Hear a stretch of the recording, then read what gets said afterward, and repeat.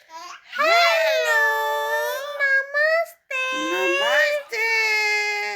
हामी सासुबरी ग्रुप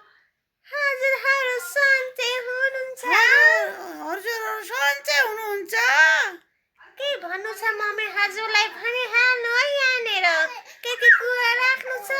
यही हो राख्ने कुरा काट्ने ठाउँ पनि यही हो नि फेरि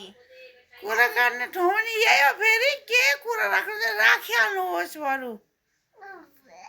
उहाँहरूले राख्ने होइन हौ हजुरले चाहिँ राख्ने क्या हजुरले चाहिँ क्या हजुरले म कुरा राख्दैछु हजुरहरू सन्चै हुनुहुन्छ भन्ने आशा गरेको छु अब भोटको चुनावको बेला पनि आइसकेको छ अनि हजुर चाहिँ कसलाई भोट दिनुहुन्छ भनिहाल्नु त अब त्यतिखेर विचार हुन्छ अरे नभन्नु होला मासु भात चाहिँ सबैको हाल्नुपर्छ कि मम्मी भोट हालेको त कसलाई हालेको थाहा नै हुँदैन